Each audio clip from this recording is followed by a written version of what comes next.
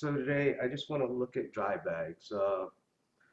I myself, when I pack my kayak, or if I'm going canoeing, basically everything is in a dry bag except for a few things.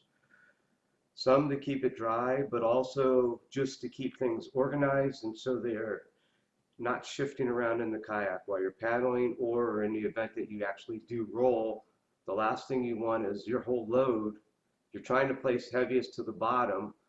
That way the boat stays a little bit better trimmed. But if you roll, the last thing you want is all that weight to be shifted and end up on the deck, making it harder to roll the boat back over. So I just wanted to look at some dry bags that I've accumulated over years and give you an idea of sizes and why I use what I use. All right, so just to start with, let's look at this one dry bag here. This bag is from the days when I used to do way more canoeing than I did kayaking. Let's see if we get this down a little bit. So this bag here, let's see here. This is a 13-liter bag right here. And I would say this bag here is every bit an 80-liter bag. And for canoeing, a bag like this is good because basically you can jam everything in there. It'll be watertight. You can tie it to the canoe itself, throw it down in the middle between two people if there's two of you, or it would be, I would want to split it and put one front and back if I was canoeing by myself. But wow, I mean, you can get everything in it. And what's nice about this also is on the back, it has straps that you can use to carry it like a backpack. So you can get from the water to your campsite, or if you had, say, you had a portage around where a problem, and you could just throw it on your back, move it, and then get your canoe. Give you an idea, this bag here is probably every bit 30 years old.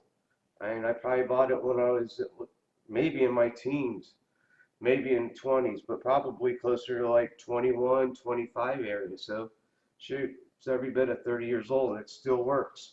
Still watertight, still good in shape. You just keep them out of the sun, keep them clean, and they'll last for quite a long time.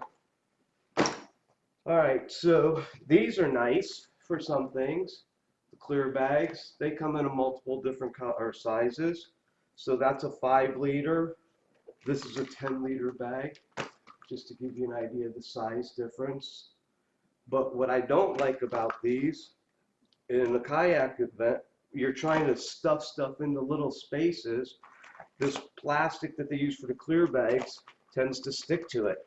So when you're trying to jam stuff up in there, it's fighting you, so it makes it a little bit harder. It's nice to be able to see what's in there, but when you're packing, it definitely comes to be a slight bit of a problem. So the 5-liter is probably one of the sizes I use the most, 5, 10, and maybe a little bigger. After that, a standard kayak sit-in, you're not going to get stuff packed in there. You're going to find it's hard to get in the hole, into the actual hatches where it's just going to be tough on you. The smaller you pack it down, you can fill more spaces. And the Sea Line makes it very nice. This is their Baja bag. This is their most heavy-duty bag. I like the heavy-duty ones for most everything. But I've changed over the years. If you look at this bag here, it's pretty much round on the bottom. I've gone to the Sea to Summit bags. If you look at this bag, it's oval.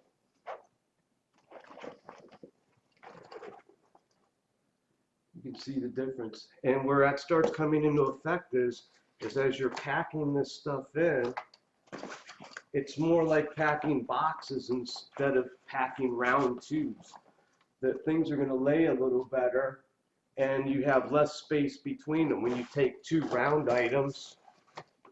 And you got to remember, you're packing these pretty full, and then you're squishing them down to try to get as much air out as possible because you're trying to make it as small as possible. So when I'm packing round things, I have more space. I may be able to get something to sit up above, but it tends to be taking up more space and less packed space, but just more space.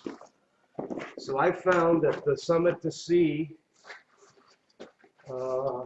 I just can't, oh, here we go. They're big river bags. Are these oval bottom ones? And I mean, you're gonna definitely pay some money for them. It's not like buying outdoor research product stuff, but it's gonna last and they pack really nice. Now there are times that, you know, I don't care if the boat says it's got a dry hull or not. Every boat I've ever had ends up with a little bit of water. And these heavy bags, this bag here is a 420 denier, so it's very thick. This thing you can basically fill with whatever you want, wrap it over to 3 times recommended, come around, clip it, and float this in water with something in it behind you on a tube or whatever, and it will stay dry. Nothing in here is going to get wet all day. And if you notice, these clip, and they have nice little like D-rings on them that you could clip them to the boat or together, or put a tag on them like we do. And we'll take a little plastic carabiner, little tags that we made out of a laminate material like that you would laminate like your driver's license or whatever. We just press it out and then we write what's in the bag, so we know. Like this is actually, one of my boots would go in this one bag, and I put one boot in a bag to make it easier to pack. If you put 2 boots into a single bag, I found it's like a nightmare to get packed. And this is relatively light because I'm not as much worried about my boots getting wet.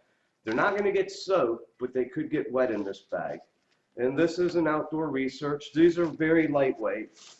I have a bunch of them. I use them for some things. If I have to really worry about something staying dry, like to be honest, when I take my 45, it's packed in a heavy bag like this and carried behind me.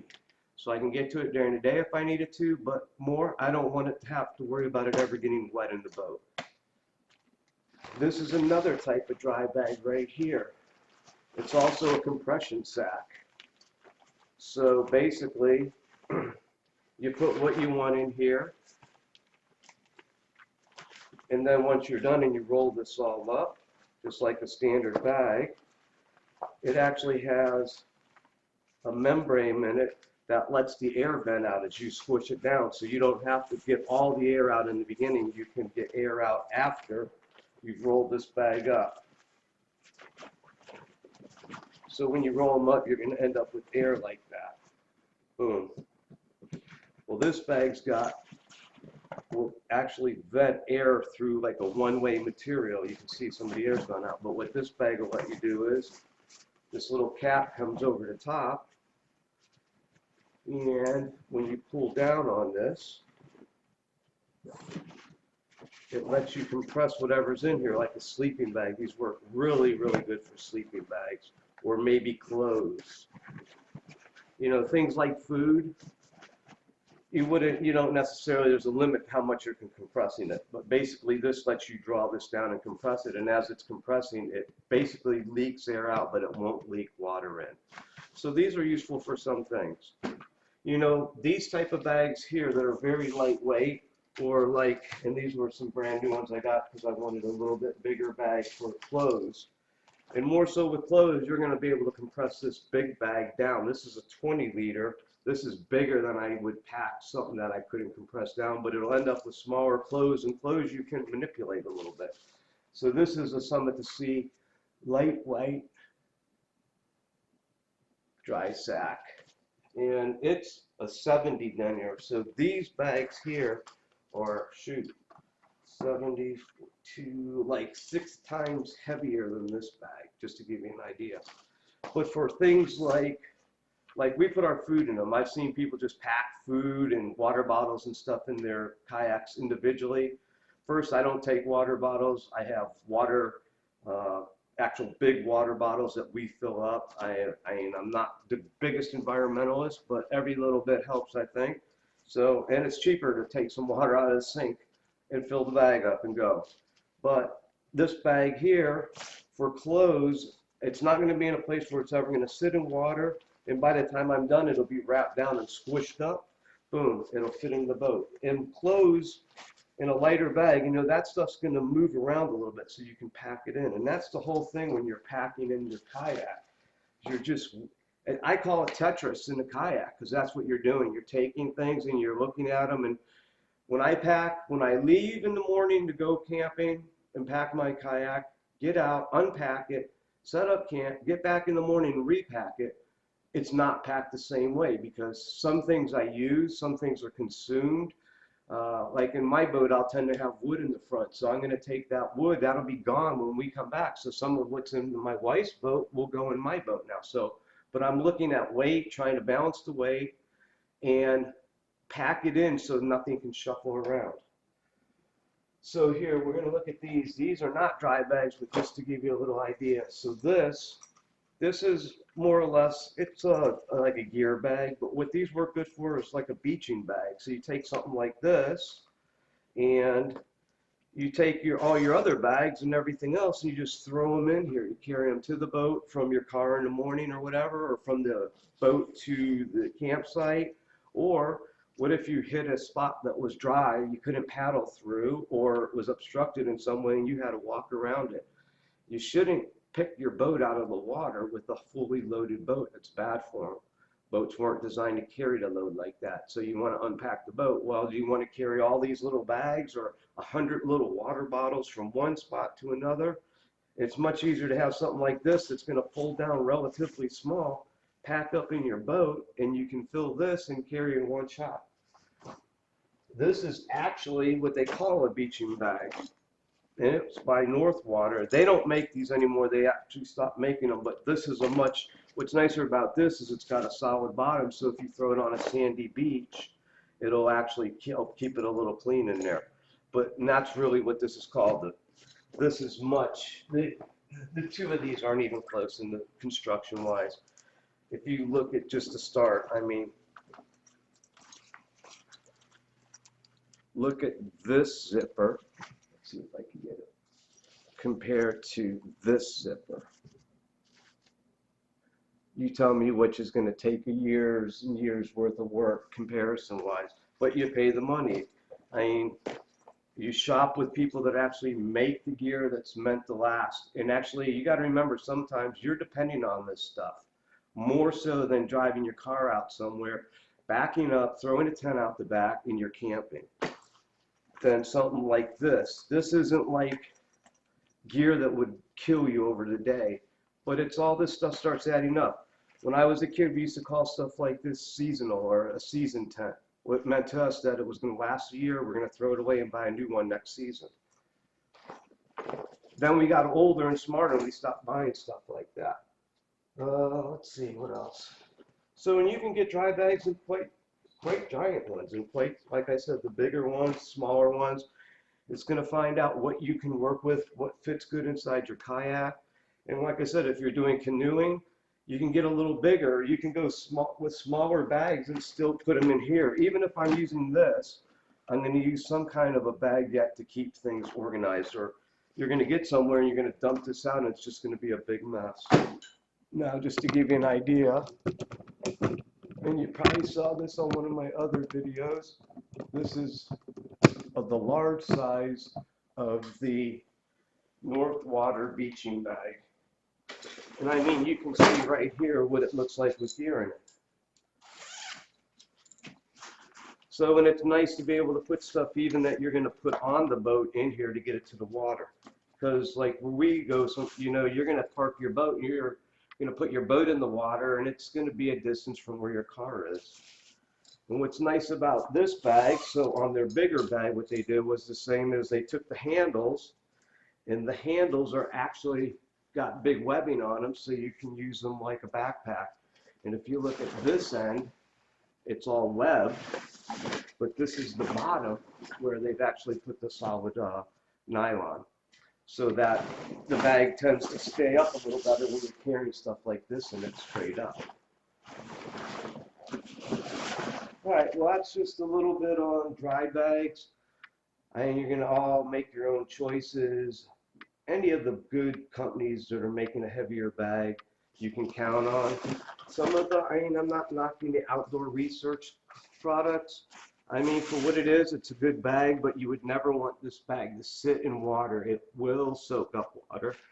What's in your bag will be wet. Just remember that. All right, thanks. Hey, there's one last thing I wanted to bring up real quick that I forgot to talk about with dry bags. You know, a lot of, especially your better kayaks that have hatch covers on them that are just like the rubber covers, those can literally implode, and also they can come off. I've seen both, and also in the lesser expensive like sit-in kayaks that have no really permanent flotation built into them. When you're using these dry bags, you can never get all the air out, no matter what you have in there. It's like physically impossible unless you're vacuum sucking them out. And that little bit of air in all these bags taking up that space in that compartment actually add flotation to your kayak. So if you have like a sit on top that, or not a sit on top, but a sit inside that has no permanent flotation, like sealed holes or foam blocks, and even in those they make big dry bags that are triangular shaped that you can wedge up into those spaces to give you flotation, but all this adds a little bit of flotation to the boat, so if it does take on water, it's not sinking. It'll be easier for you to turn over. So, and that's just another advantage of the dry bag. So I just wanted to say that real quick. All right, have a good